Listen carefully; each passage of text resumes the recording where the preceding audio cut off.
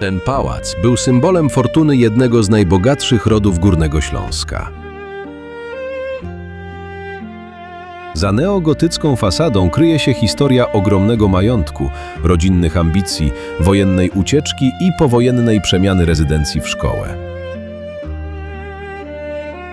Co zachowało się z czasów Donnersmarków? Jak wyglądały wnętrza i dlaczego pałac w Nakle Śląskim do dziś tak mocno przyciąga uwagę? Zobacz cały film i poznaj historię miejsca, które przetrwało kilka zupełnie różnych epok. Na naszym kanale zabieramy Was w podróż po fascynujących miejscach tej części Polski, pokazując nie tylko znane atrakcje, ale i ukryte perełki, które często umykają nawet mieszkańcom regionu.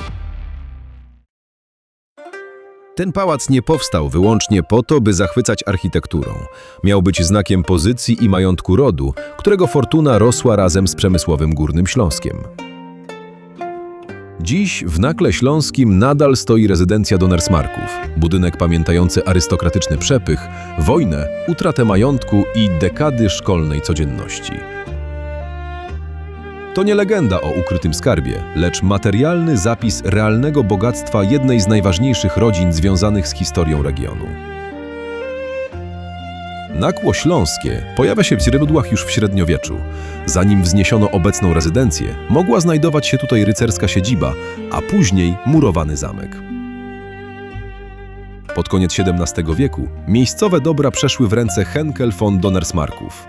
Rodzina pozostawała z Nakłem związana aż do 1945 roku, a więc przez około 2,5 stulecia. Pałac, który widzimy obecnie, powstał w połowie XIX wieku z inicjatywy hrabiego Hugona I Henkel von Donnersmarka, należącego do siemianowickiej linii rodu. Budowę ukończono w 1858 roku. Początkowo była to rezydencja letnia, ponieważ Hugon większość czasu spędzał w zamku Wolfsberg w Karyntii. Dopiero jego potomkowie związali się z Nakłem na stałe, tworząc miejscową gałąź rodziny. Autorstwo projektu nie zostało potwierdzone.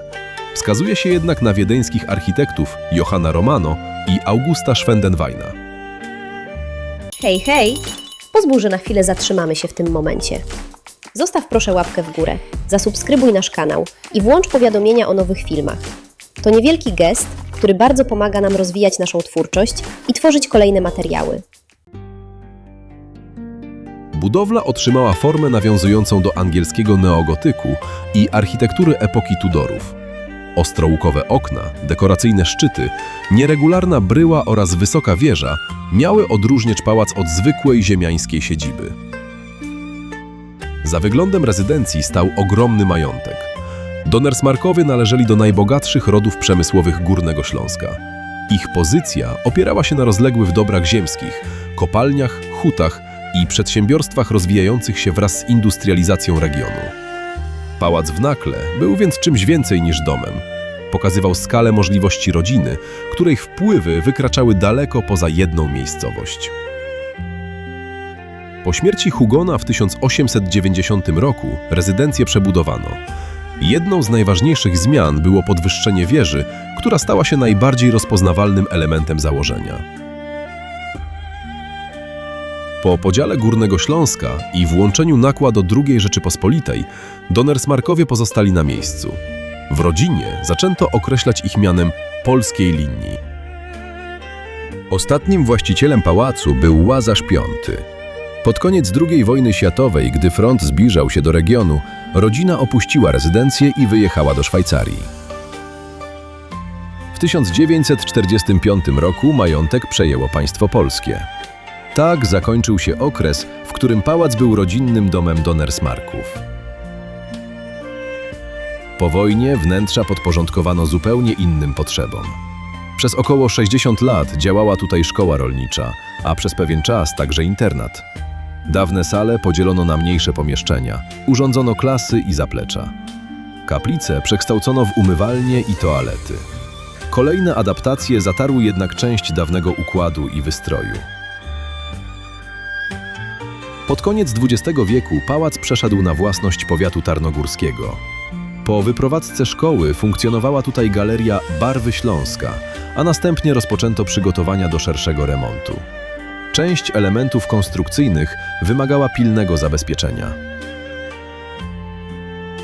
W latach od 2010 do 2012 przeprowadzono ważny etap prac. Odnowiono reprezentacyjną klatkę schodową, drewniane balustrady, boazerię przy głównym wejściu oraz część zachowanych detali. W jednym z pomieszczeń przypadkowo odsłonięto plafon. Przetrwał również duży sejf Donnersmarków, dziś należący do najbardziej charakterystycznych elementów wyposażenia. Nie wszystkie wnętrza można jednak wiernie odtworzyć. Fotografie sprzed 1945 roku niemal się nie zachowały, dlatego część wiedzy o dawnym układzie pomieszczeń pochodzi ze wspomnień członków rodziny. To właśnie dlatego nie każdy schowek, wnękę czy element zabudowy można dziś jednoznacznie połączyć z konkretnym przeznaczeniem. Od 2013 roku w pałacu działa Centrum Kultury Śląskiej. Organizowane są tu wystawy, koncerty, spotkania i wydarzenia dotyczące historii oraz kultury regionu. Rezydencja nadal pełni więc konkretną funkcję, choć inną niż ta, dla której ją zbudowano. Pałac Donnersmarków w Nakle Śląskim łączy kilka wyraźnie różnych epok. Najpierw był reprezentacyjną siedzibą przemysłowego rodu, później utracił prywatnych właścicieli, stał się szkołą, a następnie instytucją kultury.